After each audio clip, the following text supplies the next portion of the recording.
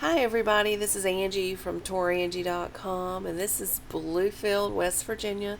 I'm recording this around Memorial Day, so it's couple weeks, maybe 3 weeks late getting published, but there's a lot to show you in this video and a lot to talk about. So first off, I'm going back and talking about history. This is going to be talk of the newspaper article that I found from 1993, where it talks about Bluefield's history and the history of the newspaper and different things.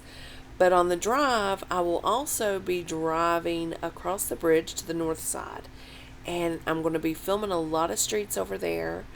The video quality might go down a little bit because when I get to certain areas where the trees overhang with all the pretty leaves, because it's summer, it blocks out a lot of the sunlight, so the video goes darker in some spots, and I apologize for that, but it is what it is when you film in the summer. And it is, as you could tell with the sky, it's a pretty sky, cloudy, but you can see some blue in the sky too, so that affects a lot of my recording. But I will explain the streets in Bluefield on the north side as I'm going by them, and I will also do some talking about some of the history from this article I found. So I will be turning right on the bridge up here, which is Mercer Street or North Mercer Street, and we're going to ride Mercer Street basically till about we get to Stony Ridge.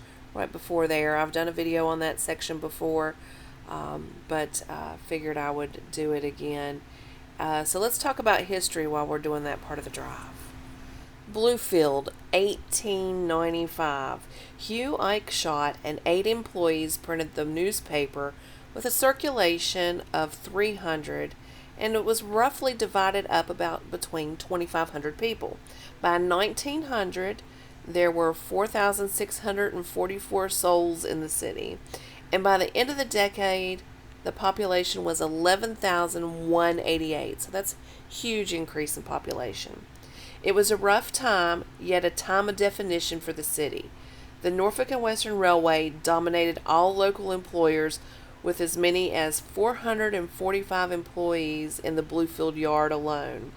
By 1907, the railroad stood strong in the city's early history. However, a vast array of support services developed to provide nearly everything to the burgeoning coal industry. In real estate, there are 3 major factors that make property valuable: location, location, and location.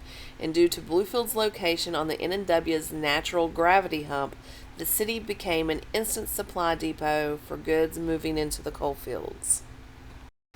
Although Schott had abandoned his job at N&W as a telegraph operator, he maintained ties with the railroad. It was, after all, one of the best communication sources at the time. Sure, information was carried on the telegraph wires.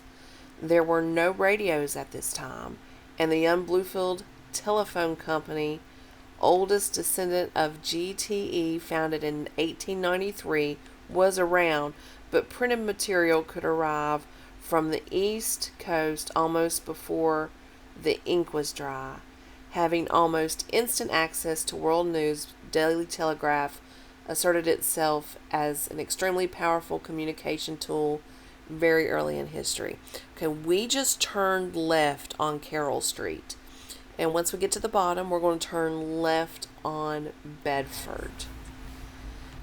Once we turn left on Bedford, we're going to jump on Roanoke, take a left on Roanoke, and then get on Clark and do a big circle basically with Clark and Fairfax Street.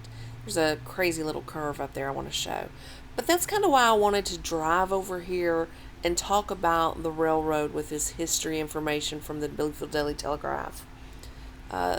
This is basically the coal yards, like Bluefield coal yards and stuff. You go down that street right there to the left.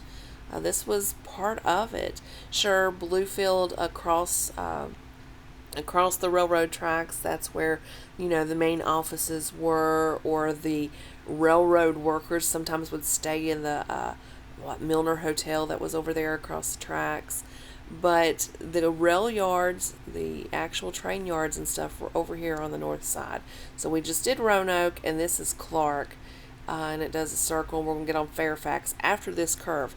This is the curve I wanted to show you. I would hate to meet somebody in this curve. It's a little scary, yeah, right there. But now we're actually on Fairfax, and it's going to circle back around to Clark and come back down the street. So let's talk some more history. Enormous businesses like Bluefield Supply, Bluefield Hardware, Bluefield Produce, and on, grew up to take advantage of a little hill in southern Mercer County. Bluefield became a bottleneck of opportunity for businesses, all of whom needed to advertise their wares, and the Telegraph grew to serve that need, and at the same time fulfilled its stated mission of providing the community with information and an historical record. In 1904, the East River Electric Company set up a steam-driven powerhouse to provide power to the city. This company was bought out by the switchback-based Appalachia Power Company in 1911 to provide the roots of what is now the mammoth multi-state utility Appalachian Electric Power, AEP. As telegraph publisher Schott was constantly in the middle of political activity both in the state as well as in Washington, D.C., he used the paper as a tool for positive growth in the city as well as a way to fight for improvements. Along with the phenomenal growth of population, the Bluefield Daily Telegraph's position and responsibility and in for the community came to the front. No longer a struggling periodical, the Telegraph was now a force to be reckoned with. And that's all for the historical piece. That covered a little bit of the 1900s. I love this little article I found in the 1993 Bluefield Daily Telegraph. I'm going to continue on with it in the next video.